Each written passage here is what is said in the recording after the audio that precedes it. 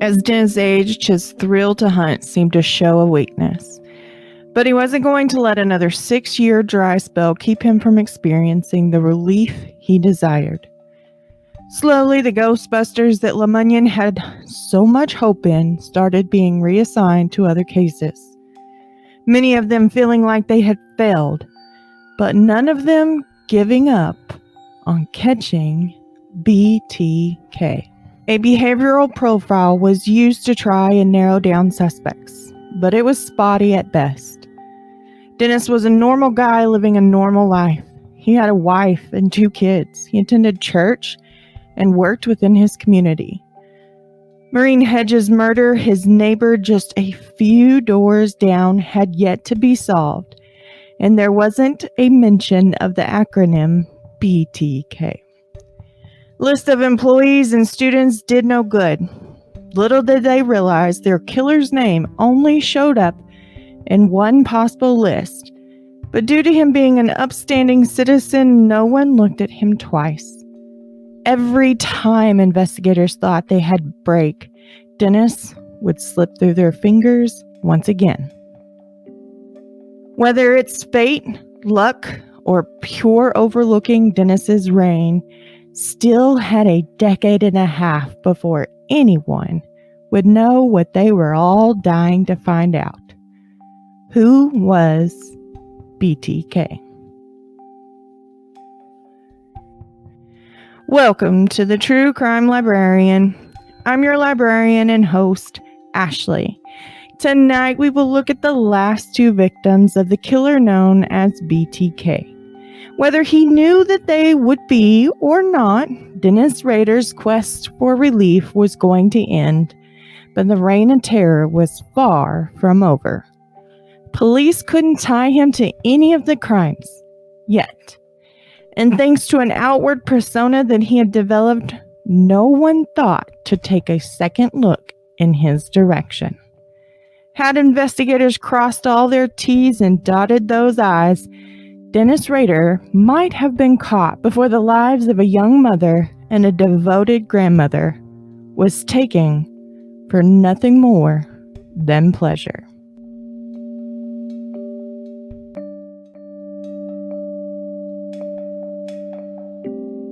Warning, this episode contains graphic detail of sexual fantasies, perversions, torture, murder, and adult language. Listeners' discretion is advised. If you feel any of this may be too much for you, please skip this episode or have someone listen with you or for you. Good evening, all of my true crime nerds. How are you tonight? Tonight we got a little bit of house cleaning before we get started. If you are not yet, please go follow the True Crime Librarian on Facebook and Instagram so you never miss a case or an update from the librarian. If you're joining me on my YouTube page, go ahead and hit that subscribe button and ring that notification bell so you never miss an upload. The website is up and running, so don't forget to head over there and take a look around at www.thetruecrimelibrarian.com. Last but not least, let me show some true crime nerd love to a few lucky listeners. Lucky Freya Lightly, Blanca Gonzalez, Nicole Wiles, and Joker Wonder Woman. If you'd like to make it on the True Crime Nerd list, all you have to do is review the show or post a recommendation on Facebook or Instagram so that other nerds like yourself can find the librarian and join in on the true crime fun. Don't forget to use the hashtag #TheTrueCrimeLibrarian when you are posting your recommendation or review. Now let's get on to why you're all here tonight, and that is the true crime. Last week, we left off with Dennis and Maureen Hedge. Maureen Hedge and Anna Williams managed to escape BTK, but both of them women provided something new for the case. It was an ever-changing victimology. Before, Dennis had prided himself in women that were young adult, 21-ish, into their early adult lives, around 30, 34. But these two women jumped. They went into their 50s and 60s. And this is not something that was usual for him. Like I said before, his women, he liked them a little younger. However, Dennis was aging. Maybe was his victimology changing as he grew? Possibly. But what did come of all that is we noticed that he started hunting in his very own neighborhood. Maureen Hedge lived just houses down from him, and the challenge, it was something Dennis wanted and succeeded with. Maureen's murder had gone unsolved. The case is cold, and Dennis Rader was not looked at twice. Now, we're in the years of 1986, just a year after Maureen's murder. Dennis was he was not about to let another multi-year dry spell keep him from getting what he desired most. And so he was in that to prevent this. He was looking every time he was out. He used ADT and the fact that he was in people's homes installing these security systems in order to keep people like Dennis Rader out. He was able to scout people out. Who were the women who lived alone? Who were the women who stayed home during the day while their husbands were out working? Were their children involved? Because he learned with Shirley Vian, don't really want to have to handle the children unless I have time to take care of them as well, like he did with the Oteros. But Dennis just stumbled across a beautiful, blonde, young mother. Vicki Wegerle, we're going with it.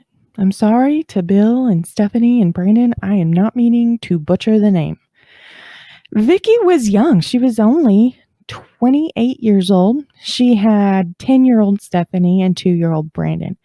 Bill, he was the breadwinner of the home, but Vicki, she would pick up babysitting because those who knew Vicki said she had this very motherly instinct, not even seeing her raise her voice when she had the children testing her patients.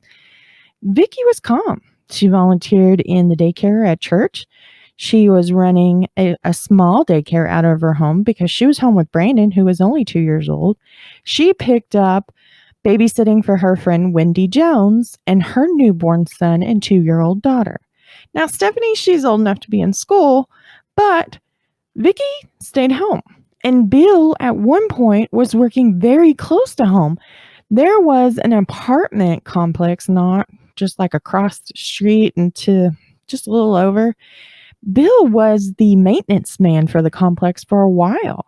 So he was able to work and see the front of his home all at one time. And this was great. It worked out well for the small family. But now Bill had left that job to start working as a house painter. And on the morning of September 16th, 1986, Bill got ready for work as Vicki got ready for her day with the children. Stephanie was off to school, and Bill went ahead and let Vicki know he would be home early for lunch that day because the job he needed to do was to paint a coat, let it dry, come back and paint another coat. And it provided him with about enough time that it would be very close to lunchtime, but earlier than normal when he came home. So he let Vicki know, I'm coming home early for lunch. It's 1986. A sandwich would be great, kind of thing. But that's who Vicki was. She was a mom. She was a wife. She loved being this role in her family. And so it didn't bother her that her husband would come home and he kind of got to a point where he expected his lunch when he let her know he was coming. I kind of would like something to eat when I get there. And Vicki was okay with that. There is no wrong in the way she acted. That is who she was. That's who her personality was. And that's where she thrived. So, no shame in the fact that she was a stay-at-home mom and a great homemaker. Now, let's talk about Officer Kenny Landwehr. We talked about him last week. He was part of that Ghostbusters group that LeMunyon had built up in hopes with the fresh eyes they could find a break in the BTK case and close out some of these murders that had been just completely baffling detectives and the chief of police. He was done. Well, he brought in this young officer new to the force named Kenny Landwehr, and he provided some great eyes for this case. And believe it or not, he was just a teenager when the Oteros were killed, and he lived not far from them. So Kenny has been familiar with BTK from a young age in life, and he is going to become a major name the further we go into this case. But as it pertains to Vicki Wegerle, he was living in the very complex that Bill had been the maintenance man for. Kenny was single, living the bachelor life, and the way his apartment faced, had he gone out onto the balcony, he could see the shopping center parking lot that was just right there.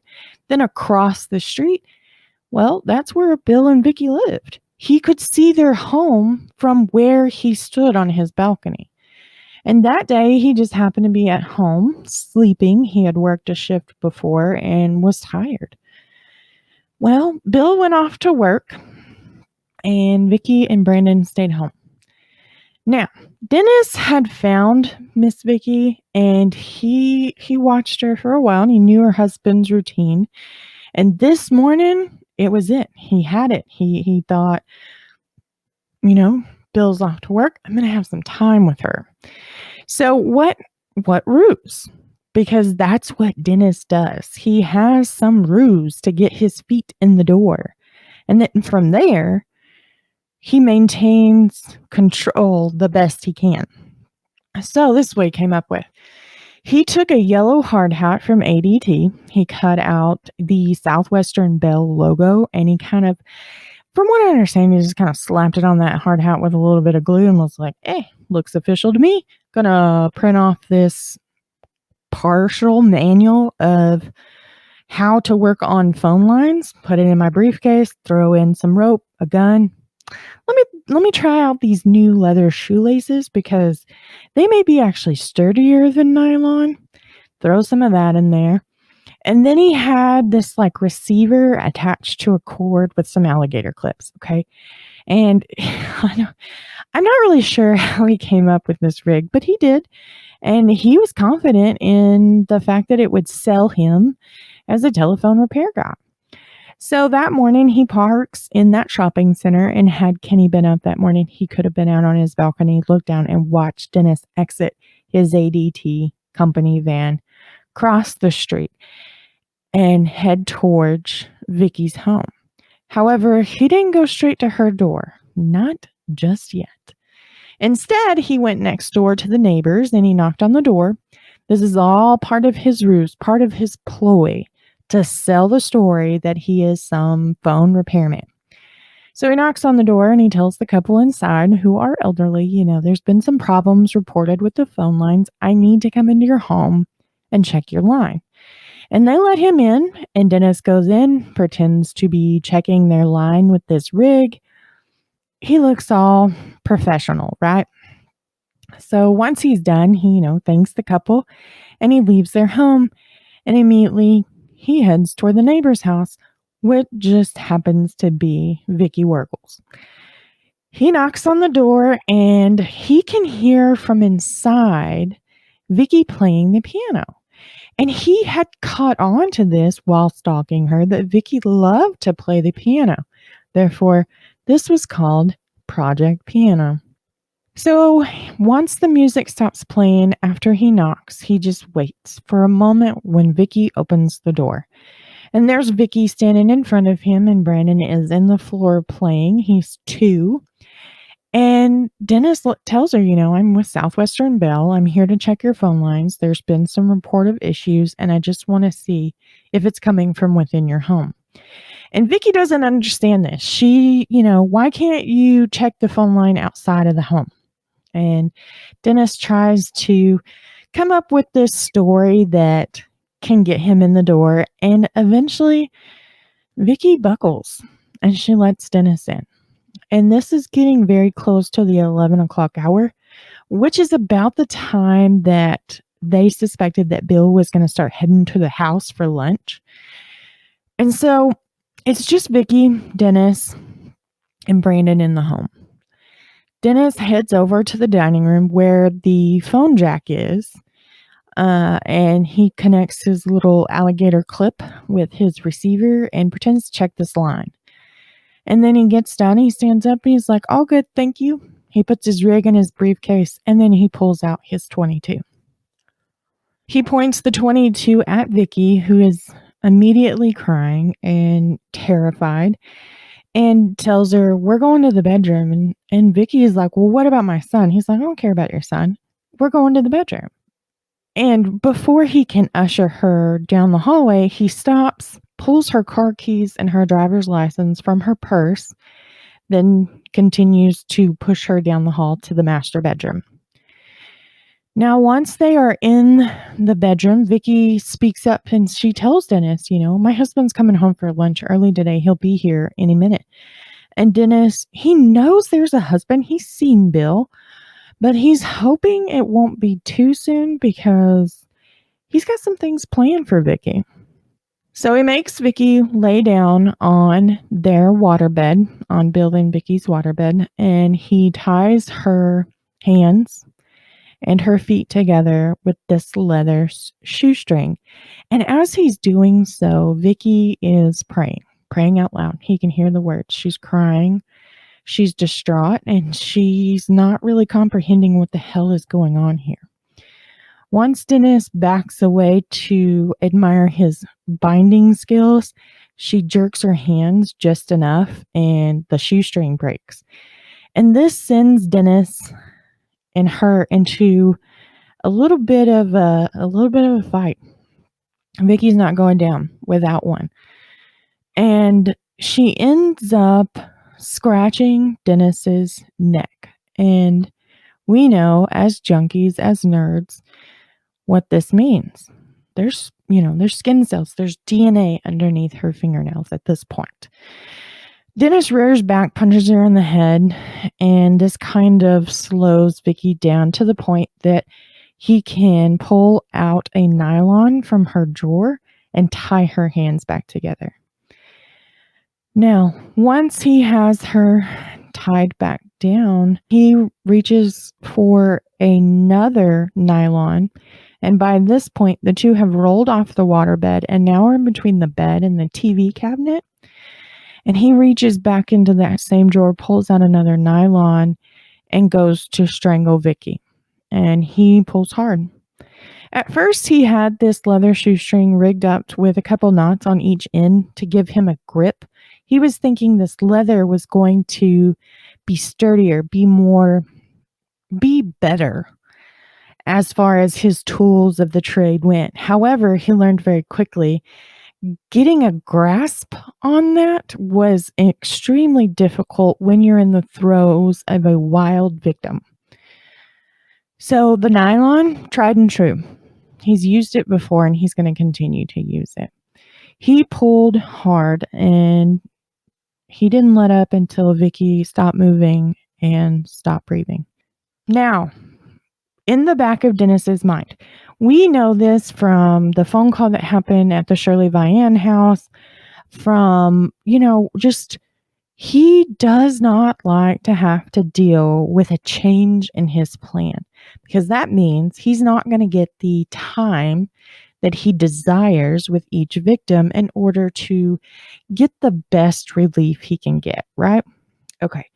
So in the back of his head, he hears Vicki telling him, my husband's coming home early for lunch.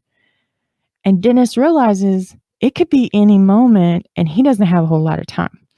So quickly he pulls down Vicki's top, exposing some of her breast, and he takes a few photos. He poses her just a couple times, clicks some few photos, and decides he's going. So he grabs up all of his stuff, and Brandon is in the living room crying. He closes the door behind him, climbs behind the steering wheel of Vicki's car, and pulls out of the driveway. Bill is on his way home at this point, and the two cross paths. Bill sees a car that looks just like Vicki's Monte Carlo, and he swears it's his wife until they pass and he sees that there is a tall male behind the wheel. So then he's, well, not my wife, but hey, that looked really much like her car, right? He pulls onto their street and into their driveway, and he realizes Vicki's car is gone. This is not normal considering the fact that he told her he was coming home early for lunch today. So is he aggravated? No, not really. I mean, he's capable of going in there and making himself a sandwich. So he gets out of the car, climbs the steps, and enters his home. Inside is Brandon in the living room, and he's crying. And Bill is mad, because Vicki's not here, but his son is here. What went through her head that said it was okay to leave their 2-year-old son at home? And so he does like a quick glance around the home, looks in all the bedrooms, doesn't see his wife, comes back into the living room and consoles his 2-year-old son and makes himself a sandwich. And he's thinking, I'm going to let her have it when she gets home. So he waits around. He waits around for 45 minutes for his wife to come home. And at this point, he realizes, I need to get back to work. I can't sit here and hold our son all day until she decides to come home. So he decides he's going to look through the home one more time. Before, he just kind of stood in the doorway of the master bedroom and looked in the room. When doing so, you could not see Vicki's body because it was between the bed and the TV cabinet furthest from the door. He couldn't see her body. But the second go around, 45 minutes later, he steps in enough to catch a glimpse that she's on the floor and she's not moving. He immediately picks up the phone and calls 911, and he tells dispatchers, I think someone has killed my wife. Dennis has dumped her car next to the meat market in the shopping center across from the Wegerle's home. He drove it around, getting rid of evidence at different spots, except for those prized Polaroids. In the trash can just outside the Brahms ice cream store, he dumped his briefcase.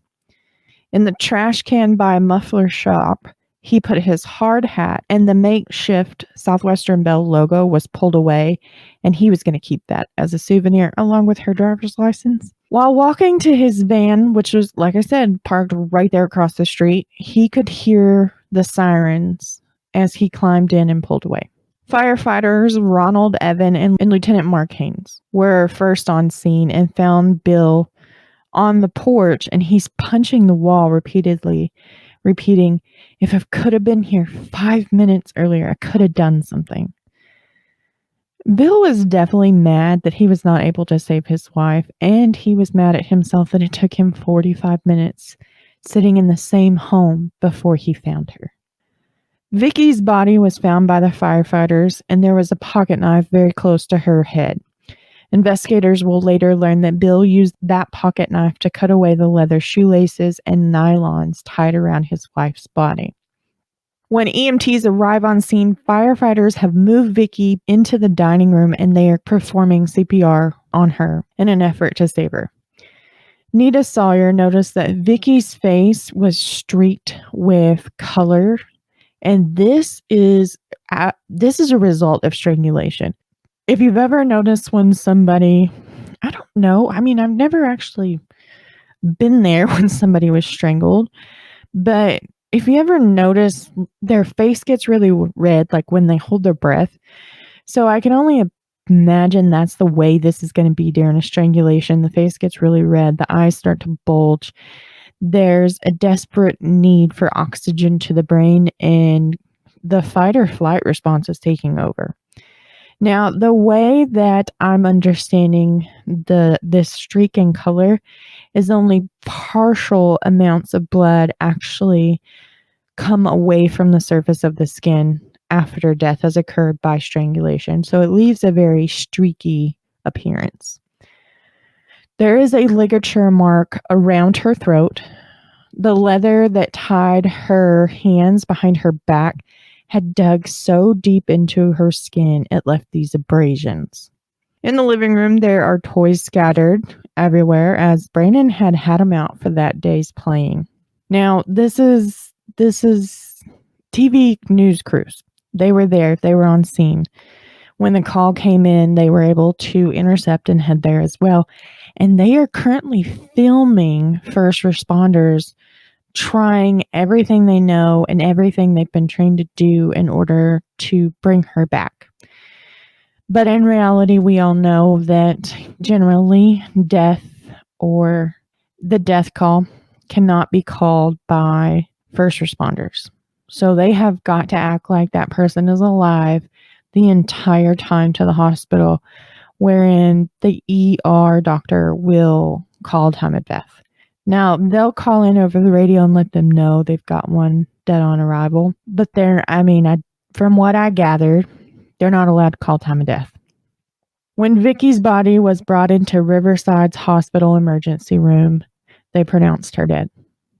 And at this point, investigators, they're confident that they have their perpetrator. And it's Bill, Vicki's husband. We know, because if you don't follow a lot of true crime cases, you really should, being a true crime nerd. But if you did not know, generally, when a spouse ends up dead and the other spouse is home, suspicions jump automatically to them. Okay, it doesn't matter if the husband's killed and the wife's alive or the wife's killed and the husband's alive. They always suspect the spouse first because generally, just rule of thumb, it's a crime of passion and the spouse had lost their temper or just blacked out from anger, from rage, and didn't realize what they had done until it was already done. So they thought, we've got him. Bill's here. He killed his wife. Now we got to figure out why. So they take Bill on down to the police station and the questions start flying from investigators. What time did you say you saw that Monte Carlo? And Bill answers. He's like, how long did you sit in your house before you realized your wife was in the bedroom?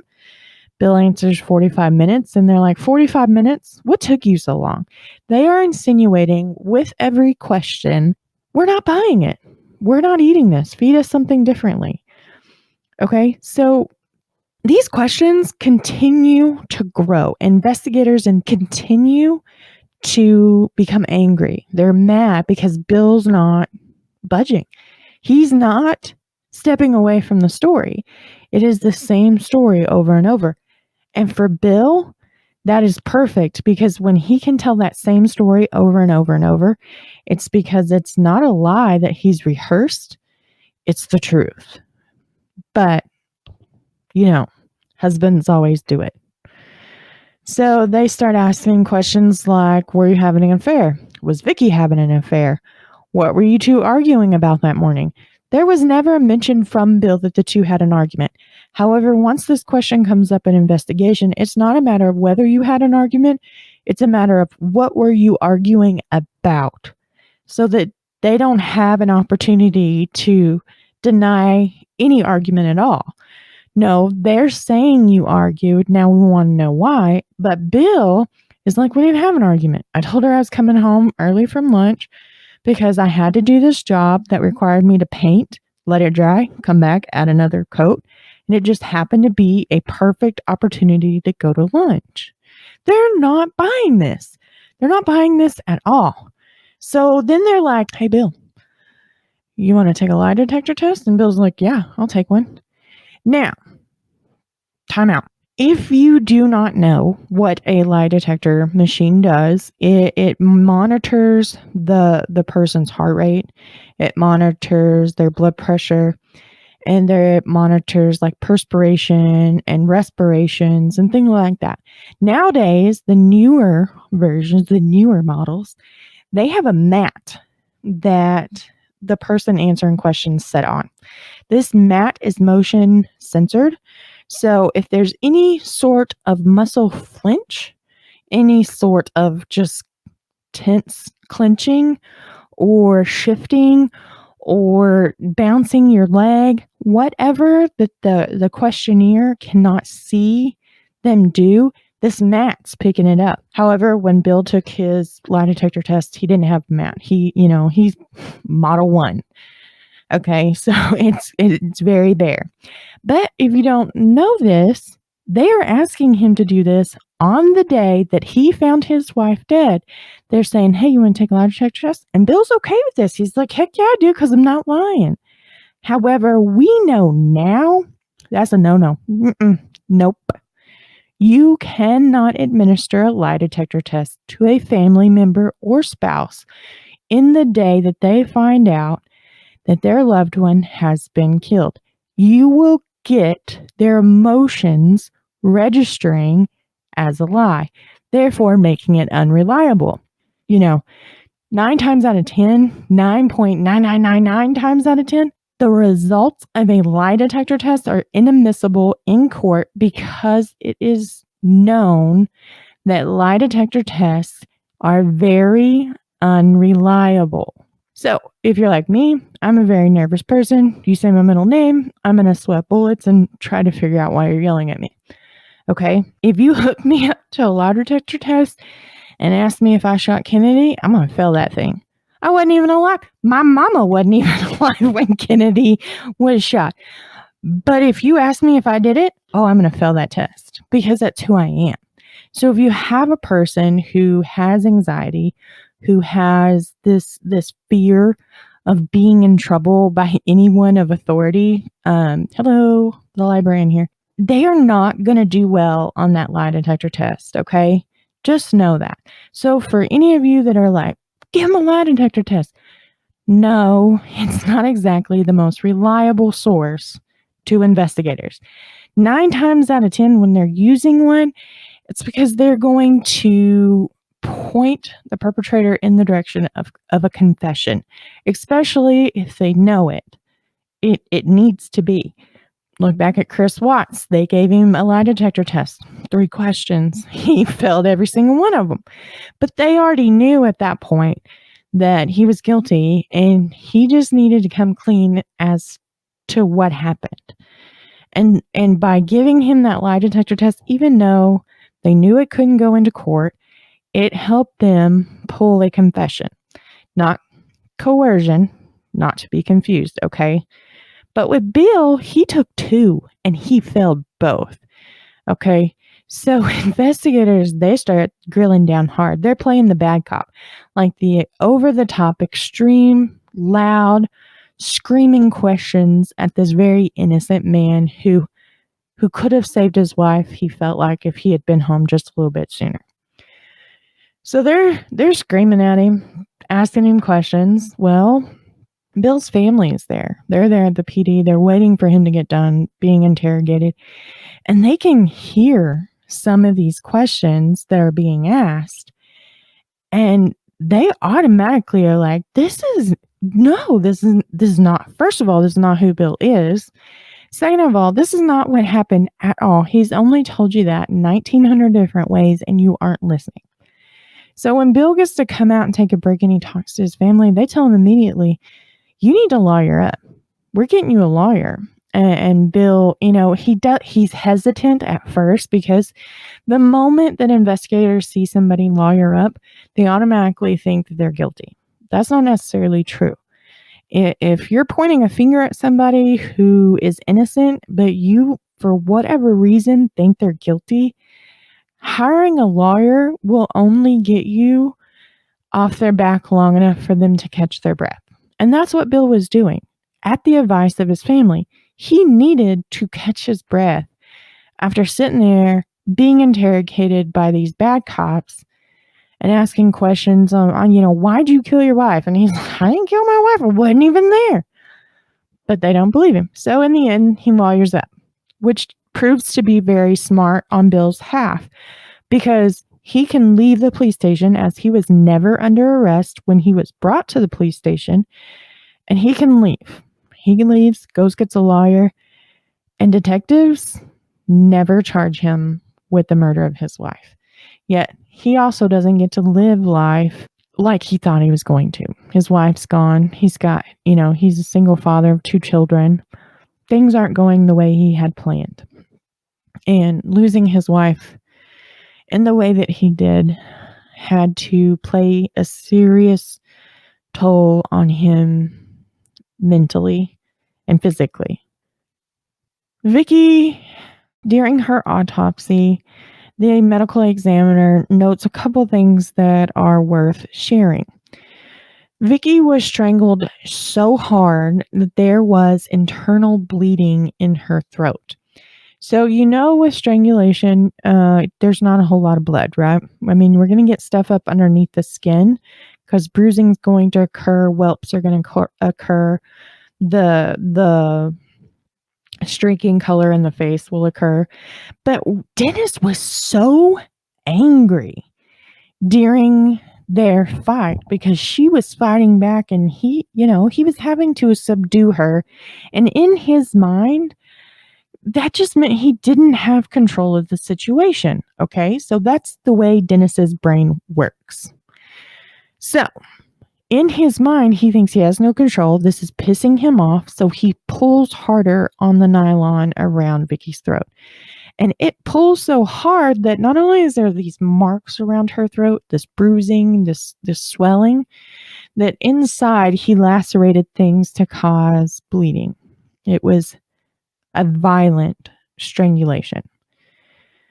It's noted that Vicki had been beaten prior to death. She had scrapes to her right ear, her cheek, and along the jawline. There was a gash in her left hand, and a knuckle on that hand was swelling, which proves that she was hitting him just as hard as she could. And both of these injuries to her hand and face had occurred prior to death, because the inflammation response to the body to an injury was in effect when death occurred. There was also skin under her fingernails, and we talked about this during the argument, during the fighting. That meant we have the attacker's DNA. Skin cells are very rich with DNA. We know this. We've only watched ID Channel like a million times, right? So we know we've got some DNA. However, we're in 1986. We're still 1 year away from the first successful conviction with DNA. Okay. So we're still in the very early stages of typing DNA. So swabs are taking over fingernails, but there's never anything to cross match it to. And due to the fact that samples need to be so large in the early to mid 1980s, getting DNA from that little bitty piece underneath her fingernail was not going to happen. Not yet. There was no evidence to her genital area of sexual assault. However, the medical examiner did go ahead and do a swab of her vaginal walls in case there had been any male secretions left, which would also provide DNA, but possibly not a large enough sample to be testing it. 1986. 1988. Dennis Rader is asked to leave or resign his position with ADT. Now, why are we talking about this? Because ADT was his way to hunt, his way to stalk, his way to evaluate a person on whether or not they were going to make a great victim of his. Well, Dennis lost his job. Well, he was asked to resign his position. It is not noted as to why he was asked, but coworkers of him speculate to the fact that he was a control freak. He was anal retentive. He was hard to work with. He wasn't a pleasant person in his job. And it got to a point where his supervisors had had enough of the reports coming in saying he was hard to work with, that they were like, all right, don't make us fire you. You kind of need to give us your 10-year of resignation. And so he did. Dennis was without a job yet again. After Dennis was asked to resign from his position at ADT, he found another job that provided him with the same ability that his job at ADT did when it came to hunting. He landed a job with Uncle Sam and the census. It was time to get a head count of who lived in the great country, United States of America. And while doing so, he stumbled upon a new victim, Dolores Davis. At first, he thought she was a he. She had her hair cut short, but all rights to her, she was a very beautiful woman. So when he got a little bit closer, he realized he is a she, and she's got the same build as one of his previous victims, Maureen Hedge. She was a very tiny, petite little thing, only standing about 5'3" weighing 120 to 125 pounds. Dolores, same build, everything. So Dennis was ready. Like I said before, Vicki, he was determined he was not going to allow another dry spell to happen in the hunting or in the kill. He was dead on it. He found him somebody else. Nearly 17 years to the date of his very first killing with the Otero family, and he was ready to make another hit. Now, Dennis had prowled around Dolores' house because she lived not far from him at 6226 North Hillside, which, a couple blocks maybe, if that. When you look it up on the map, it's really, she doesn't live very far. It's in his neighborhood. He's hunting within his own land yet again because he got away with it with Maureen. Why not try again and press our luck, right? So he's prowling around Dolores' home. This is late December, early January. Now, one night he is trying to get a peek inside of her window, trying to figure out her routine. And he gets up close enough that the cat that is laying inside of the window sees him and starts to bat at the glass, trying to get him because it's startled. And Dennis is like, well, I should probably get out of here before that, brings attention. And it does, because Dolores gets up, and by the time she gets to the window, Dennis is gone. However, there in the very fresh snow that had been falling is a set of tracks. And initially, Dolores thought the tracks were to an animal. And she wasn't wrong. I mean, it is to an animal. It's just not to the four-legged animal that she thought it was. On January 18th, 1991, 17 years and 3 days past his anniversary of his very first kill with the Otero family, Dennis is ready to kill again. And he is just so lucky enough to have that perfect alibi that he had with Maureen Hedge pop up once again. It was time for the scout rendezvous. And so on January 18th, about mid-morning, early afternoon, Dennis heads out to the campsite. He wants to be the first one there because he has a plan. He's going to cover his tracks so that he can kill Dolores, or Dee as most knew her, and nobody questioned where he went. So he begins to set up camp. And this is the day before the boys and the fathers are supposed to show up. So he gets about halfway through, looks around, decides, I'm far enough that they'll believe that we ran out of supplies and I had to go back and get some stuff. They'll never question it as long as I'm back before anybody starts showing up to camp. So Dennis has set up with the perfect alibi. He is putting it into play. It is going down just as he hoped it would. And so he heads out to his parents' house, and they're not too far from the campsite. And his parents just happened to be wintering in the South, so their home was empty, which gave Dennis a place to hang out, change into his hit clothes, prepare his hit kit, and get ready to go out and take his victim. That night, he drives a few blocks from his parents' house over to the Baptist church in Park City. And because he is a scout leader and the scouts tend to meet at the church, and he's a leader within the church, he has keys to the building. So he goes in. He's going to do what he did with Maureen Hetch with Dolores Davis. He's going to bring her body back to the church, take some photographs, have all night, play to his little heart's content, and go on. So once he realizes that the church is ready to go, he leaves his car in the parking lot of the church, which to me is a risky move because everybody knows Dennis and his car that attend that church. So if anybody drove by, if it was me and nobody else is at church but Dennis is there, I would be like, what is he doing?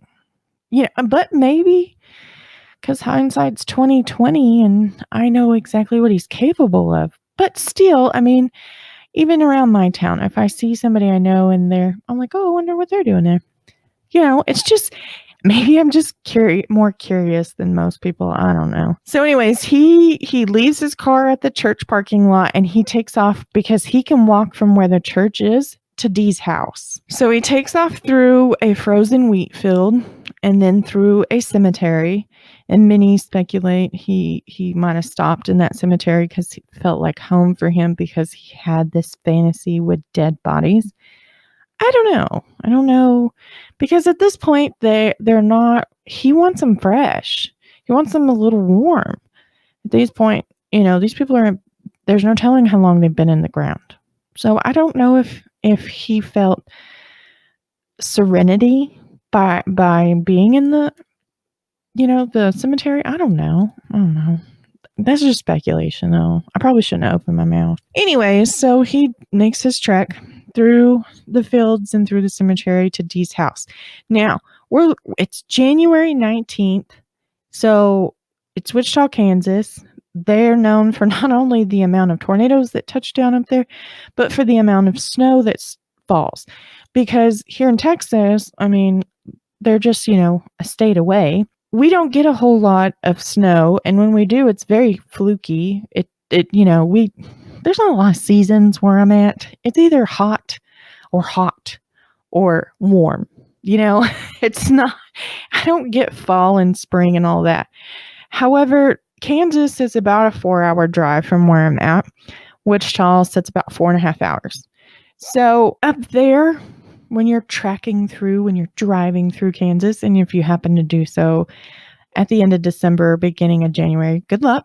It's a lot of snow that you will encounter, ice. So it's cold.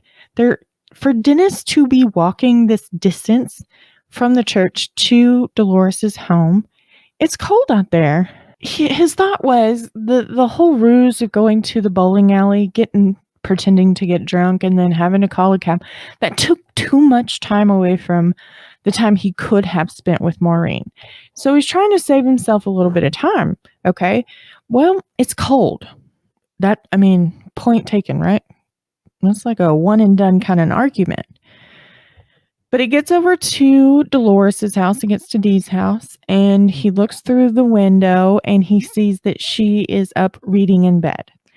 And our time frame's a little gray here because multiple resources, they talk on the murder of Dee Davis, but none of them have their crap together and have an actual time.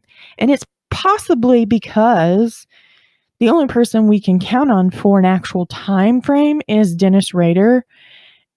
And he may be holding on to that for his own enjoyment. I don't know. So anyways, we're here. It's about 10 o'clock at night. Dee is up reading. She's in bed, but she's reading. And Dennis needs to wait for her to go to sleep. Because the thing through his entire time prowling and stalking her is he learns that she locks her windows and locks her doors. This house is locked tight at night. She's not about to take chances at all. She's overly cautious, and people say that about her when it came to her children and grandchildren. She was very cautious with them. So Dennis is left sitting outside, shivering. It's freezing. And he's got to have his mind working to try and get himself into the home. He wants to do so without drawing any attention, But if any of you have ever been really cold, keeping a train of thought is not a possible thing, because the only thing you can think of is it's cold and I want to go inside. So he's waiting out Dee. Now, here's where the gray area lies. It's either 10:30 or midnight. So in between those two times, Dee puts her book down, turns her lamp off, lays down, and gets ready to go to sleep. And it's time for action. Dennis snips the phone line and he starts looking for a way in. And in her shed, he finds half of a cinder block. And he decides, I'm getting in one way or another. So he gets up to her sliding glass door and he chunks this partial cinder block through the glass. And that's how he's going in, because he's cold. And I can almost bet that he could not think of a better way to get into the home. Had the temperatures been a little bit more forgiving, he might have been able to come up with something a lot less, I'm here, check me out, party, very loud, proud introduction. So Dee jumps up once she hears the window break, and in her mind, she thinks somebody has ran into her home with their car. So she comes into the living room, and Dennis is standing just inside the doorway, and he has a piece of pantyhose pulled down over his face. And Dee's like, did you hit my house with your car? What are you doing in here? And Dennis, he's just standing there as Dee's rattling off these questions and demanding to know why he is in her home. And Dennis spouts off the same old, same old. He's a wanted man. He needs a car. He needs money. He needs food. And he needs to warm up. And he tells her, I'm going to tie you up and leave you. I need to be inside. I need to get warm. This part, true. Because again, the temperatures are hovering around 32 degrees this night.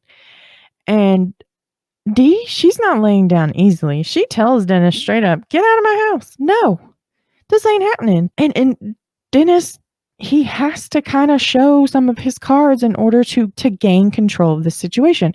He tells her, I've got a gun and a knife, and you can choose that, or you can choose to cooperate. And Dee, she takes a moment to gather herself, and she decides that she doesn't want the gun or knife, so she's going to cooperate, but not before she can rebuke back, saying, someone is coming over to see me in a little while. This is the second victim within a year to really screw up his timeline and limit the amount of time he gets to spend with his victims, because somebody could potentially be coming. They could potentially be telling me the truth.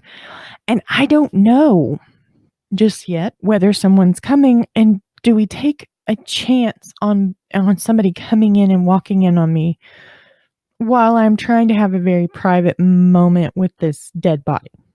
So in the back of Dennis's mind is Dee's, comment that somebody's coming to see her in a little while. It's midnight. After not getting to spend the time with Vicki that he thought he was going to get, and to be in another situation where he might not get that release, he becomes a little chaotic in himself. He's angry that he is not going to get to do what he wanted, what he had planned. So we're going to move a little bit faster. So he takes Dee into her bedroom and he cups her hands behind her back and he ties her feet together with a pantyhose. And in order to calm her, in order to maintain control of the situation, Dennis takes off in the house and he starts opening cabinets and slamming things around in the kitchen to simulate the fact that he's looking for, money, for food, for items he can take with him to help him survive as a wanted person, just to calm her and really try and get her to believe that nothing is going to harm her. She's just going to be tied up. So he, in fashion of Dennis, he grabs her keys, he grabs her driver's license, and he goes back into the bedroom. Now, when he's back in the bedroom, he removes the cuffs from her hands and ties her hands with nylons. And he asks her again, he's like, is somebody really coming? And Dee says, yes, someone is coming. And so Dennis says, well, they'll find you. They'll find you, and then you can call the police. I'm out of here. This is also just another line to calm her. And when he pulls the pantyhose up off his face, she knows she's not going to get out of this alive. And she begins to beg Dennis not to kill her. She says, don't hurt me. I have kids. Please don't take that away from me. And Dennis tells her, too late. He wraps the nylon around her neck and he pulls. Same MO. As far as how he chooses to kill his victims, strangulation is a personal thing. And for Dennis, he needs that connection. He needs to have that personal tie together. And by being up close and listening to them struggle for breath, and up until the moment that their life is over, he feeds off that. There's never a doubt when you're looking at the BTK case that he is a very personable serial killer. He is not a shooter. He does not do a mass shooting. He doesn't do spree shooting. He doesn't do spree killing. He does not create chaos in his crimes, because for him, it needs to be personal and it needs to be calm, and he needs to have control. It's the only way it's going to work for him. The only way he's going to get his relief. Dennis's plan was to have time with Dee. He wanted to be able to pose her, take pictures, same MO, same fetish, same thing. But that little voice in the back of his head says somebody's coming. And if somebody's coming, I don't have the time to do with her like I wanted to. So quickly, he goes back through, tosses the house again. He takes her jewelry box. He takes a camera. He takes a couple other trophies. And like I said before, her driver's license. Then he rolls Dee's body up in her bedding, just like he had done with Maureen. If you listen to last week's podcast and going through the crime scene of Maureen Hedge, you're going to see a lot of similarities. As I was preparing for tonight and generating notes, and I'm like, in my mind, I'm like, where did I put this? I've already said this. So I'm scrolling back through and trying to figure out where I'm duplicating notes. And it's not that I duplicated notes. It's that I'm looking at almost a mirror image of Maureen Hedge's crime and of the crime scene of Dennis's actions, of things of that nature.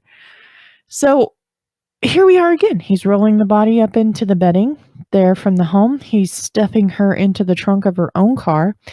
And Dee was meticulous when it came to her vehicle. She did not want it left outside to the elements of winter, so she parked it inside the garage, and then there was a door that went from the garage to the inside of the home. So Dennis he's able to carry this body. He's able to move a body and nobody know what's going on. He loads Dee's body into the back of her 1985 Chevy Cavalier, closes the trunk.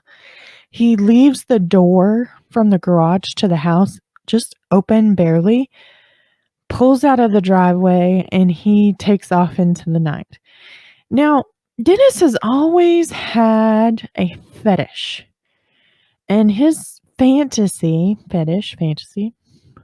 was to play with one of his victims inside of a barn or inside of a silo.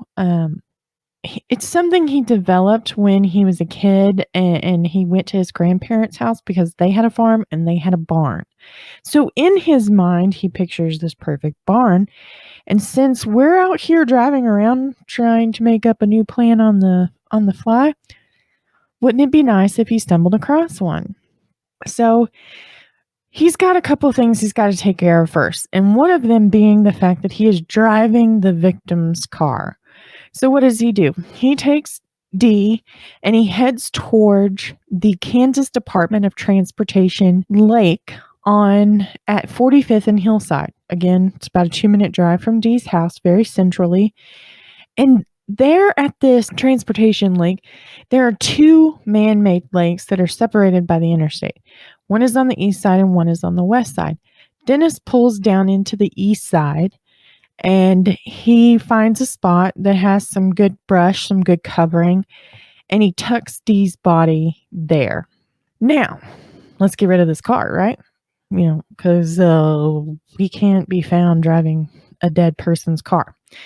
So he heads back to Dee's house, pulls up in the driveway, gets out of the car, he wipes it down. No fingerprints. We can't leave behind stupid things. Like DNA, I know you're all shouting at me, and DNA is a stupid thing to leave behind. But let me reiterate, 1991, it's been 4 years since we saw our successful conviction with DNA. We'll cover this case because it's got to be interesting, right? We're still new. It still takes an abundance of DNA to run DNA, and then you've got to have something to compare it to. There's not a database out there. 23andMe, not even a twinkle in the creator's eye. It's not there. It's not feasible. It's not as easily accessible. Okay? So while you're screaming at me, now you're screaming at me because I keep repeating myself. I love you all. Just remember that. But DNA, not something at the forefront of Dennis Rader's mind. And it won't be. And we'll talk about that later. So he wipes down the car, no fingerprints, right? And he gets it all clean and he throws the keys on top of her roof and he takes off down the same path back to the church because he's got to go get his car. There is none of this walking in the cold, okay? He's over it. And his feet are hurting. He's getting old is really what it's coming down to it. So he heads back to the church and he picks up his car. And now he's got to go back and claim his victim again. So he heads back to the transportation lake, east side, and he picks up Dee's body and he puts it in the car. And he's thinking in his head, maybe tonight I can play out that fantasy of having a victim in a barn. So now he has a barn in mind. He's out to find it. So he's driving the back roads. It's starting to snow very lightly at first. But as the storm worsens and the snow becomes a heavier fall, he decides he's running out of time. He's got to get back to camp before anybody shows up in the morning. It's only half-assed done. So he's got to work on that. He's got boys counting on him for them to have a very fun and just memorable time at this camping trip. So he's out of time. Well, in his head, he's out of time. With Maureen, he played with her up until daybreak. We're not there yet, but we are getting close apparently because he's starting to worry. So what does he got to do? He's got to find a place to put the body so that he can come back to it when he's got more time because he's not done. He didn't get any photographs. He didn't get to masturbate with Vicki Wegerle and he's backed up. He's got to have it. He's got to have that release. So he decides he's going to stash Dee's body under this bridge. And this bridge is found just before the county line. And in his head, it's perfect. Okay.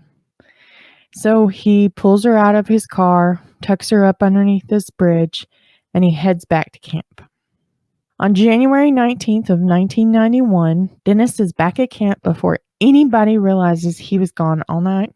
Now, the boys are just now starting to arrive with their dads. So really, the only other people that would notice he was gone was anybody who came to help set up camp. But Dennis was gone for supplies, remember? Well, back at Dolores Davis's house, her friend Tom Ray has showed up. He had plans with Dee. They were going to meet up and he was going to wash her car for her because she didn't like to have all of that sand and salt rock all over the car. Because if you live in a winter state, you know the rust destruction that could happen, right? So she is, I bought that. It's going to last me forever. I'm going to take care of it kind of person. Her friend Tom pulls up to the house. Very first thing he notices before he can even get out of the car is her car's in the driveway and not inside the garage. She did not like to leave her car out in the elements of winter, and there was a snowstorm the night before. So Ray opens up the garage door and he sees that the door that goes from the garage to the home is open. This is also concerning. When he steps inside of Dee's house, he sees the phone line has been pulled from the wall. There's half of a cinder block. It's laying in the floor near the sliding glass door. He goes to her bedroom and he sees that her jewelry box is missing and there's no bedding on her bed. Tom leaves and he goes next door and he calls 911 and he tells them, this is what I stumbled on at my friend's house. I have no idea what's going on, but I need somebody here. When Sedgwick County Sheriff's deputies arrive and they begin to look around Dee's house, one of the things they do find is the keys that are located on the roof. That evening, the evening of January 19th, 1991, a man who's out walking his dog finds bedding about a quarter mile up the road from Dee's house in a culvert. As deputies are identifying this bedding as Dolores Davis's, Dennis is on his way back to claim the victim. He used the same ruse. He had a headache, but this time he was going to just run up the road to the convenience store and pick up some aspirin.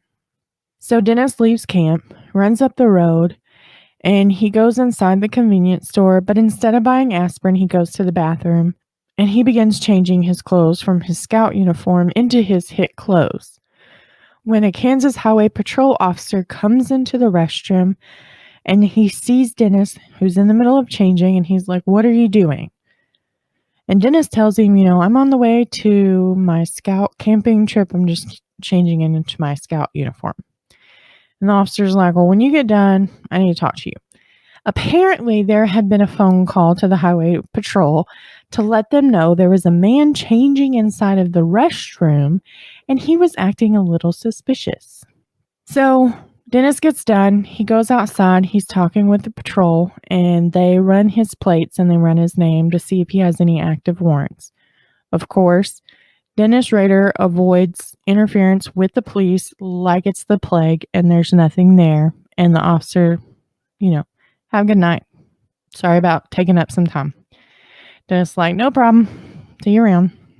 And the two go their own ways. The only difference is Dennis, in his car, he's got the HIT kit, he's got some rope, he's got this plastic mask he's going to be using for photographs.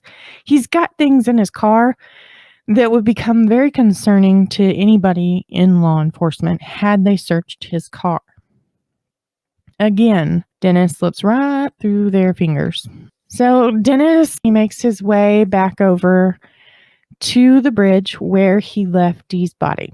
It's about 7 miles north of the culvert where deputies are currently recovering the bedding. And here's Dennis. He's with his dead body. When he gets down to her, he looks her over and he realizes the animals had gotten to her and started to gnaw away on her flesh. And he was like, "That's kind of creepy. But, Dennis, you're creepy. You stuck her under a bridge." So he pulls out this mask. Now, you've seen it. If you've searched BTK at all and looked at any of the images, you've seen this mask. It is a plastic mask that is white on the inside, but on the outside, it's painted like a flesh color. It has red lips that have like a black ink line that runs through the middle to simulate a separation. He's put eyebrows and eyelashes on it. It's a very creepy mask. But for Dennis, this is his way to pretty her up so that she looks desirable in the Polaroids. Now, at this point, death has taken its toll on Dee and her body. Her breasts have flattened, and Dennis is finding this very unattractive. However, this is all he has to work with, and he's going to make it work. Don't ask me why that happened. I don't know, and I don't plan to dig into it. He ties Dee's body up, manipulates it into different poses, takes his Polaroids, and once he's done, he decides, I'm going to leave that mask with her as a way to impress the police when they do find her body. And Dennis heads back to camp. I do not know if there was time for him to masturbate. If I'm looking at this timeline and considering that the attention is 7 miles away at this culvert where the blankets have showed up, I would say he had plenty of time down there under a bridge like a troll to masturbate to Dee's body. And if he did, by the time she's found, any evidence of ejaculation, it would be long gone. On February 1st of 1991, a boy that was walking down 117th and Meridian Street discovers the remains of Dolores Davis, who had been missing since January 18th, 1991. What had happened is his dog was walking without a leash, and he would get into things, the boy would whistle, the dog would come back. This time the dog went under this bridge. When the boy whistled, the dog didn't come back. This concerned the boy, and he went to go investigate what the dog was getting into. And he found her body.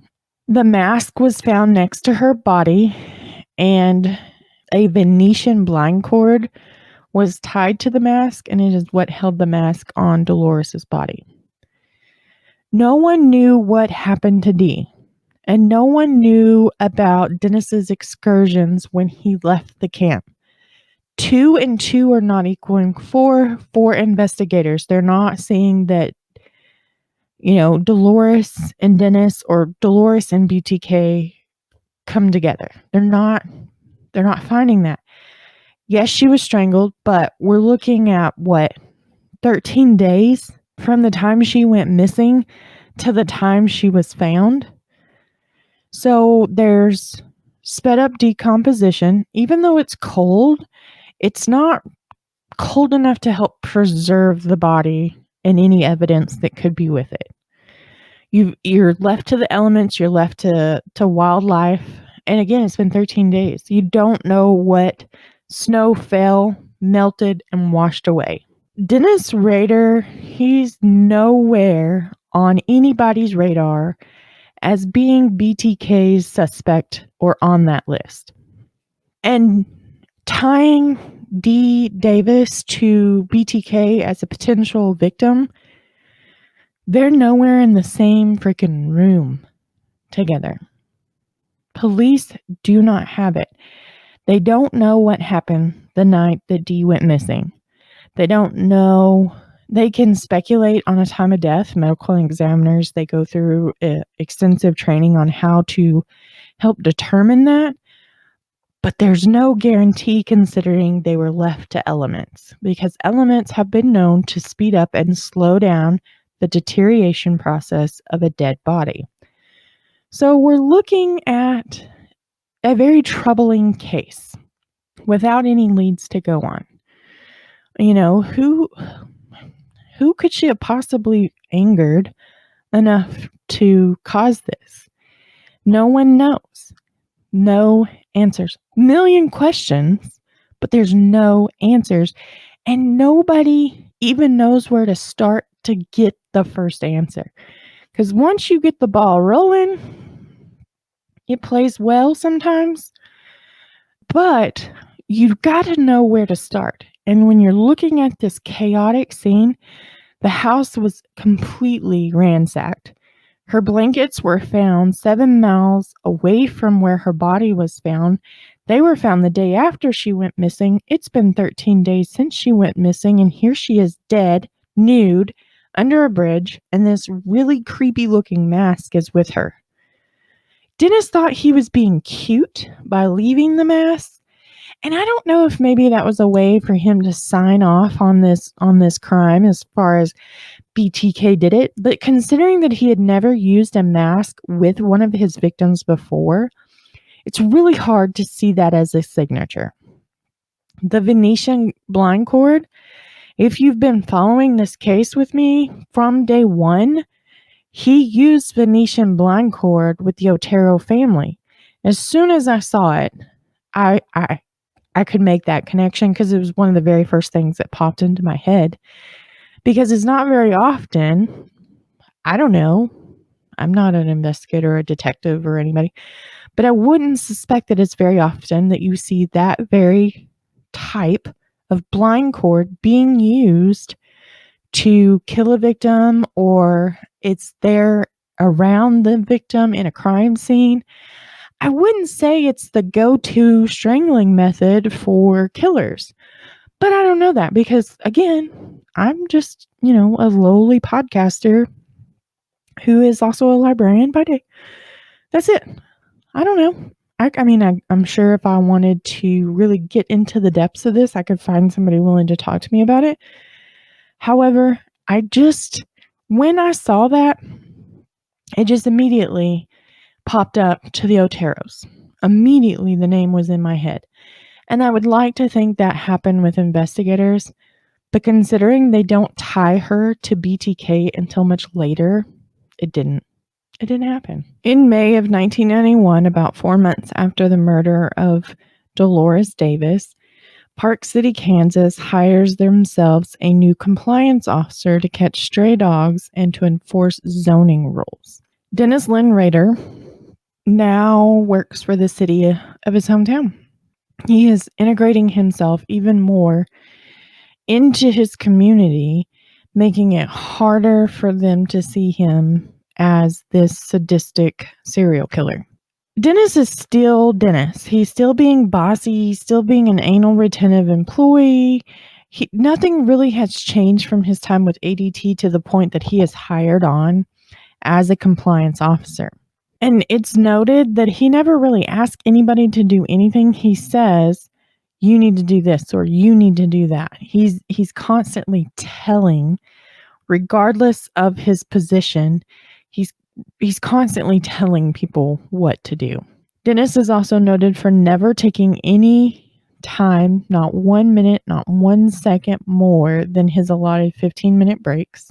He's not described as a person who horses around or jokes around while on the clock. When he's at work, he's focused on work. There's time and place for things when it comes to Dennis and in his ethics. If he's noted for ever talking about anything other than work while on the clock, it's either about Kansas State University's football team or about one of his children.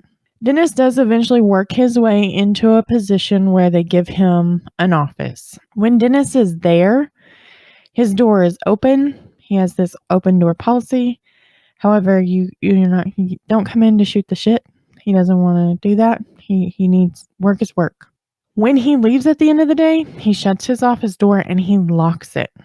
His office also has a second door that leads to the outside of the building, and this allowed Dennis to come and go without anyone ever noticing his routines or his actions. It's not long after Dennis started his job as the compliant officer that they start to get some complaints about him. Something was creepy about this guy, and the way he always asked such detailed questions, especially in regards to single women, about their workday, about their children, about boyfriends. People inside of the community are calling the city, the municipality, and reporting that Dennis is being a little too probing for just a compliant officer. He takes his job very seriously. And these complaints won't come up against Dennis until later on. At this point, he's just doing his job, and he's a little eccentric. He's a little different, but it's Dennis. We know Dennis from church. Our kids went to school with his kids, He was our scouts leaders for our sons. Things like that. These oddities about him won't come into question until next week. Dennis Rader's secret life needed to stay off the radar of investigators, and so far, luck was on his side. No matter the amount of detective work that went into any of his 7 crimes or 10 victims, any of the leads that were chased, or any of the lists of names that they pulled, Dennis's public life seemed to keep investigators going in the other direction. Dennis had many a moment when he was sure the gig was up, but instead he escaped with only moments to spare. The husband of Vicki Wegerle lived a life that any husband tried to avoid. Had he had been home a bit earlier, could he have stopped Vicki's killer? Had he just looked through their bedroom a little more when he got home, could he have saved her? Dolores Davis's family answered a door to officers who had news no one wanted to hear. She was left alone to the elements and animals alike. She had become a source of food after she was thrown to the side after she provided BTK with what he desired. Both women only served one purpose in BTK's life, a way for him to have sexual gratification. Photos were taken of their bodies in different positions to provide Dennis with an endless supply of spank bank after he was out of time with their bodies. Dennis never imagined that Dolores would be his last. Even if he worked hard to find another, time never allowed for him to have an opportunity to divulge in his sadistic fantasies.